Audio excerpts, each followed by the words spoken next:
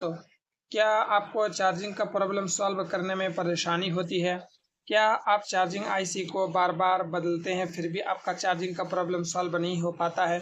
क्या आपको वीबैड line, VBUS line, ID का लाइन, थर्मल का लाइन चेक करने में आपको परेशानी होती है या फिर आपको चेक करना आपको आसानी नहीं लगता है? तो इस वीडियो को अगर आप पूरा देखेंगे तो इस वीडियो में मैं बताने वाला हूँ कि आखिर मोबाइल में टेम्परेचर एरर का प्रॉब्लम कब आता है, चार्जिंग का प्रॉब्लम कब आता है, चार्जिंग आईसी में कब प्रॉब्लम हमें चार्जिंग आईसी को रिवॉल्व करना होता है।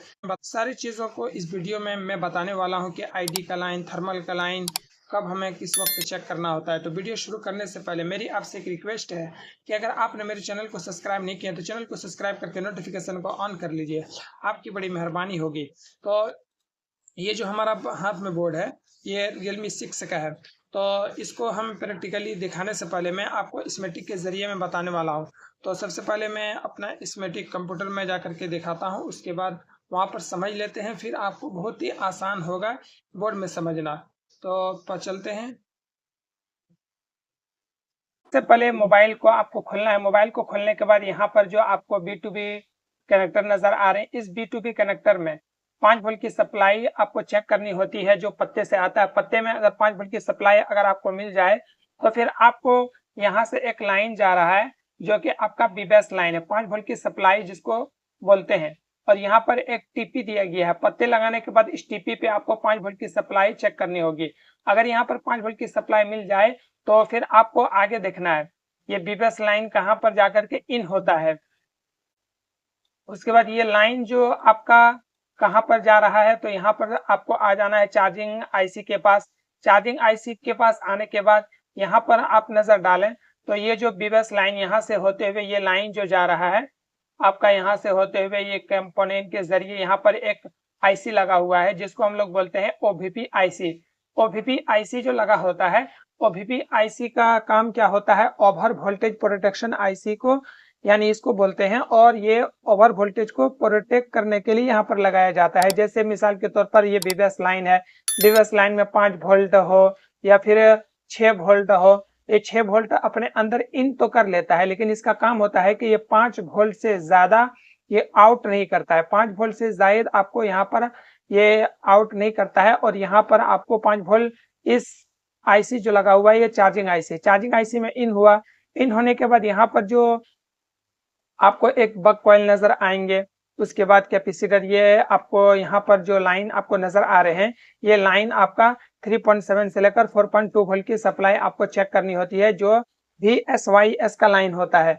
उसके बाद यहाँ से एक और लाइन निकलता है जिसको आप बीबैड लाइन बोलते हैं जो हमारा बैटरी कनेक्टर पे जाकर के इन होता है। तो इसमें भी आपको 3.7 से लेकर 4.2 वोल्ट की सप्लाई आपको चेक करनी होती है। अगर आपका ये लाइन ना मिले, मिसाल के तौर पर वीबैड लाइन ना मिले और वीपीएच पावर लाइन बने जैसे हमारा ये कैपेसिटर पे बन पा रहा है तो यहाँ से एक लाइन इस कैपेसिटर पे जम्फर लगाने से भी हमारा प्रॉब्लम सॉल्व होता है। लेकिन अगर ये दोनों ना बने तो आपका चार्जिंग आईसी में प्रॉब्लम है, चार्जिंग आईसी को रिवॉल्व करना होगा तब जाके आपका जो प्रॉब्लम है वो सॉल्व होगा।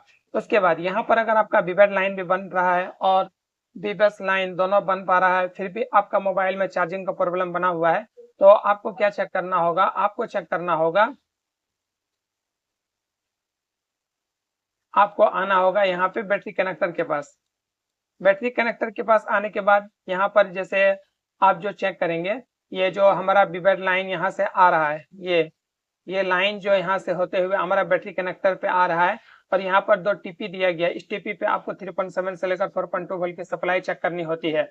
कई बार ऐसा होता है कि बैटरी अगर ना लगाएंगे तो आपका जो रीडिंग है वो फ्लक्चुएट करेंगे तो बैटरी लगा के आपको चेक करना। अगर यहाँ पर ओके है फिर भी अगर आपका प्रॉब्लम सॉल्व नहीं हो रहा है तो फिर आपको क्या चेक करना होगा, चेक करना होगा एक यहाँ पर आप देखेंगे एक लाइन है थर्मल का लाइन और एक यहाँ पर देख नजर आएंगे ये है आईडी का लाइन। ये दोनों बहुत इंपॉर्टेंट है। अगर ये दोनों में से कोई एक भी खराब होगा तो लाइन में तो आपका टेम्परेचर भी प्रॉब्लम हो सकता है, चार्जिंग एरर का भी प्रॉब्लम हो सकता है।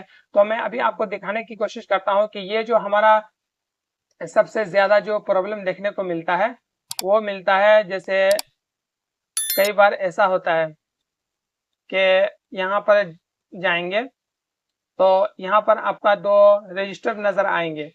ये जो दो रजिस्टर है ये 100 किलो ओम का होता है। ये जो रजिस्टर है सबसे ज्यादा टेम्परेचर प्रॉब्लम आपको यहीं से देखने को मिलता है। टेम्परेचर प्रॉब्लम हो या चार्जिंग एरर का प्रॉब्लम हो तो ये दो रजिस्टर में से कोई भी एक खराब हो जाता है, वैल्यू कम हो जाता है तो आपका चार्जिंग एरर, टेम्परेचर ये लोड नहीं ले पाता है। थोड़ा सा चार्जिंग जैसे आप डालेंगे थोड़ा सा लेगा फिर आपका मोबाइल में टेम्परेचर एरर लिखा हुआ आ जाएगा। तो ये दो रजिस्टर को आपको चेक करना होगा। ये दो रजिस्टर की वजह से आपका प्रॉब्लम होता है तो इसको भी चेक कर लेना है। उसके बाद ये दो लाइन को चेक करना है कि ये हमारा आईडी का लाइन जो हमारा यहाँ पर सीपीयू से आ रहा है ये दो लाइन हमारा ओके है कि नहीं है। ये दोनों को चेक करना बहुत ज्यादा जरूरी है। अगर ये भी दोनों ओके है, जैसे आईडी कलम 1.8 से लेकर 2.8 वोल्ट की सप्लाई आपको चेक करनी होगी और थर्मल का लाइन में 1.8 वोल्ट की सप्लाई आपको देखने को मिलेंगे, तो इसका जीआर भी आपको चेक कर लेना है। उसके बाद ये दो लाइन आपका बिल्कुल ओके है। फिर अगर आपका प्रॉब्लम बना हुआ है तो चार्जिंग का, तो फिर आपको यहाँ पर एक दो लाइन नजर आएंगे डीएम और डीपी का लाइन। ये दो लाइन बहुत ही इंपॉर्टेंट होता है जो कि आपका यहाँ पर सीपीयू से एक दो लाइन आ रहा है और दो लाइन आपका चार्जिंग आईसी से भी आ रहा है। तो इन दोनों को चेक करना बहुत ज्यादा जरूरी है जो कि यहाँ से होते हुए आपका एक छोटा आईसी लगा हुआ है, इसके जरिए आपका जाकर के कनेक्टर पे आ रहा है, B2B कनेक्टर पे। तो इनको चेक करना बहुत ज्यादा जरूरी है। अगर इस तरीके से आप अगर सारे लाइनों को एक एक करके चेक करेंगे तो 100% आपका जो मोबाइल में चार्जिंग का प्रॉब्लम है वो बनेंगे। तो अब मैं आपको प्रैक्टिकली करके दिखाता हूँ कि हमारा जो ये विवेट लाइन, उसके बाद विबस लाइन कहाँ पर हमें किन किन वोल्टों को चेक करना होगा, आपको प्रैक्टिकली दिखाता हूँ, तो वीडियो को पूरा जरूर देखें। तो सबसे पहले आपको मोबाइल को चार्जिंग पे लगा लेना है। चार्जिंग में लगाने के बाद आपको सबसे पहले पत्ते को चेक करना है और इस पत्ते में आपको जो वोल्टेज देखने को मिलेंगे वो 5 वोल्ट की सप्लाई आपको चेक करनी होती है।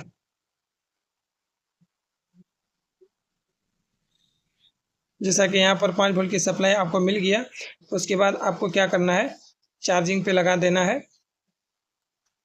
यानी B2B कनेक्टर को लगाने के बाद आपको यहाँ पर चेक करना है, इसमें भी 5 वोल्ट की सप्लाई आपको देखने को मिल गया।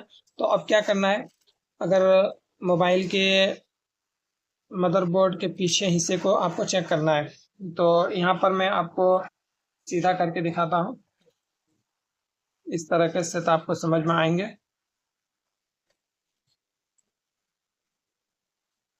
तो जैसा कि मैंने दिखाया था कि हमारा जो 5 वोल्ट की सप्लाई थी वो यहाँ पर आकर के इन होता है और ये हमारा OVP IC है। OVP IC जो 5 वोल्ट की सप्लाई जो 5 वोल्ट से ज़ायद आपको देखने को नहीं मिलता है। तो यहाँ पर 5 वोल्ट की सप्लाई, तो यहाँ पर जैसा कि आप देख पा रहे होंगे ये OVP IC है। उसके बाद OVP IC से 5 वोल्ट की सप्लाई आउट होती है इस कैपेसिटर पे। इस कैपेसिटर पे आने के बाद आपका चार्जिंग IC में ये 5 वोल्ट की सप्लाई इन हुआ। उसके बाद यहाँ से जो बक कॉइल है, बक कॉइल में आपको 3.7 से लेकर 4.2 वोल्ट की सप्लाई चेक करनी होती है। तो यहाँ पर जैसा कि मिल पा रहा है। उसके बाद यहाँ पर एक कैपेसिटर लगा हुआ है जो उसमें आपको विवेट लाइन होता है। तो विवेट लाइन में आपको 3.7 से लेकर 4.2 वोल्ट की सप्लाई चेक करनी होती है। तो यहाँ पर 3.7 से कम है तो हमें एक बार यहाँ पर चेक करना है। तो यहाँ पर आपको देखने को मिल गया। तो यहाँ से यहाँ तक एक जम्पर जैसे इसमें लगाया हुआ है, तो यहाँ पर मिल पा रहा है। तो इसी तरीके से आपको चेक करना है। यहाँ पर जो कैपेसिटर लगा हुआ है इसमें भी आपको वही वोल्टेज देखने को मिलेंगे जैसा कि यहाँ पर देख पा रहे होंगे।